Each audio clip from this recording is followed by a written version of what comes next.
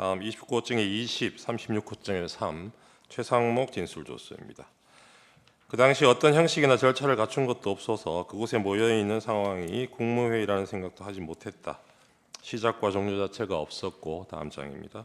지금도 국무회의라고 생각하지 않는다라고 얘기했습니다. 29호증의 21은 국토교통부 장관 박상호에 대한 진술조서입니다. 5층 회의실에 들어가 자리에 앉자마자 바로 대통령이 담화문 발표가 시작되었다, 이렇게 얘기하고 있습니다. 29호증의 22, 36호증의 4 조태열 진술조서입니다.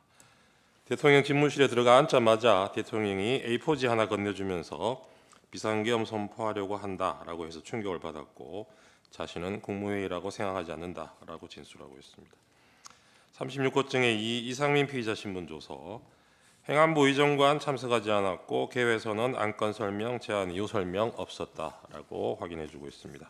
계엄 사령관 임명에 관한 심의도 없었고, 접견실에 있던 직원에게 메모 요청했지만 발언 요지를 모르겠다고 해서 아는 만큼만 메모하라고 자신이 지시했다고 진술하고 있습니다.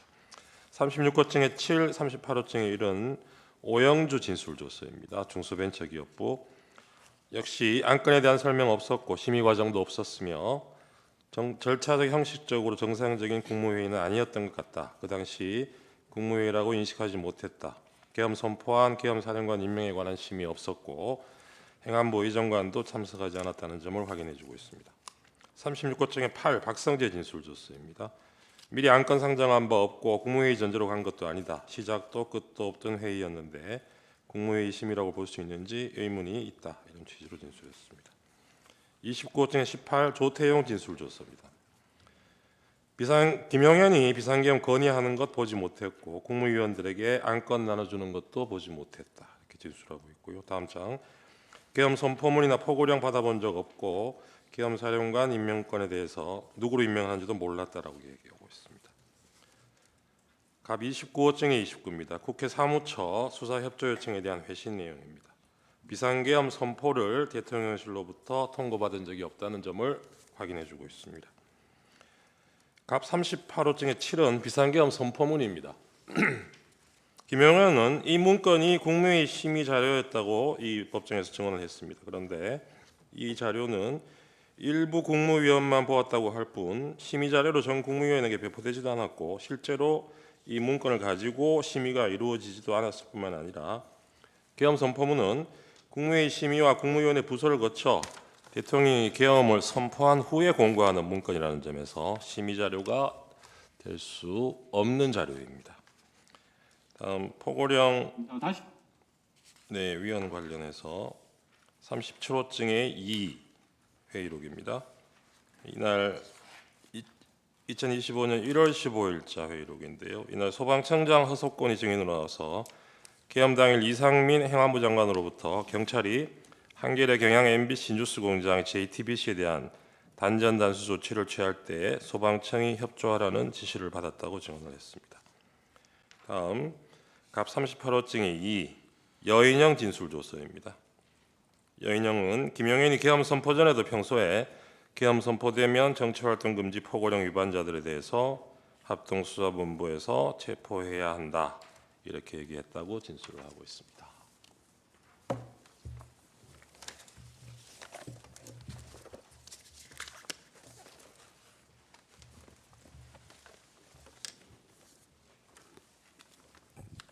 다음으로 국회 봉쇄와 침입 관련된 증거 설명드리겠습니다.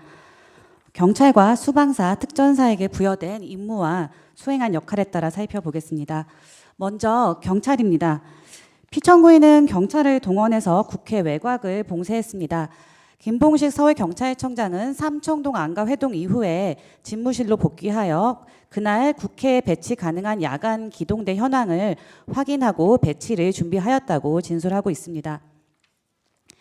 또 비상계엄이 선포되자 김봉식 서울청장은 바로 미리 파악한 경력을 배치하도록 지시하였습니다.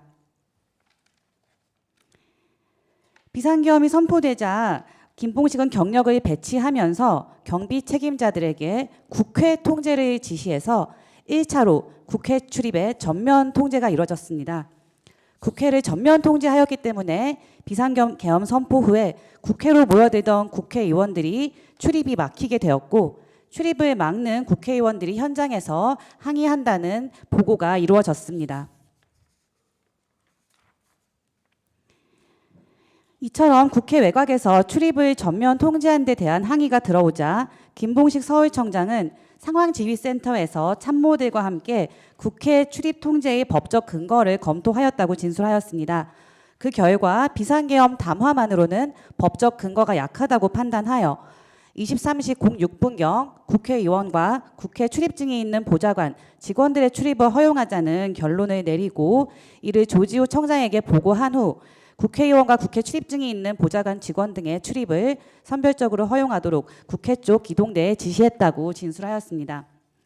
이 진술만 보더라도 국회의원이나 직원의 출입이 일시적으로 허용되었던 것은 결코 피천구인이나 김용현 장관의 지시에 따른 것이 아니었음을 알 수 있습니다. 그리고 이와 같은 선별 출입 상황은 얼마 되지 않아 전면 봉쇄로 다시 바뀌었습니다. 그러한 상황 변화는 피천구인으로부터 비롯되었는데 피천구인이 승인한 포고령과 피천구인의 지시가 있었기 때문입니다. 박한수 계엄사령관은 포고령을 발령한 23시 23분경 무렵 피천구인이 비화폰으로 직접 전화를 걸었다고 진술하였습니다. 피천구인은 박한수 계엄사령관에게 포고령이 하달되었는지를 물었고 포고령이 하달되었다고 하자 포고령 관련 내용을 조지호 경찰청장에게 알려주라고 피천구인이 지시하였습니다.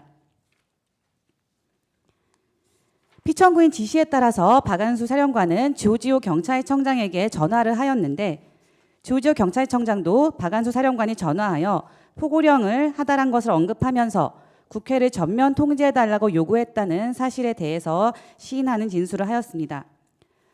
경력 증언이 아니라 국회 통제를 지시한 것이 맞느냐는 수사기관의 질문에 대해서도 조지호 경찰청장은 자신이 국회의원 출입을 막을 법적 근거가 없다고 말하자 포고령을 언급하며 국회 통제를 요구한 것이 맞다고 재차 확인하는 답변을 하였습니다.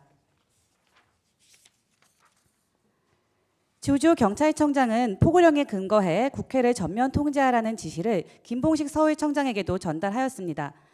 김봉식 서울청장은 23시 36분경 조지호 청장이 전화하여 포고령이 선포되었으니 국회 출입을 전면 통제하세요 라고 지시를 내리자 국회 출입 전면 차단을 지시하고 23시 37분경에 국회 출입을 전면 차단하라는 무전을 직접 내려보냈다고 인정하였습니다.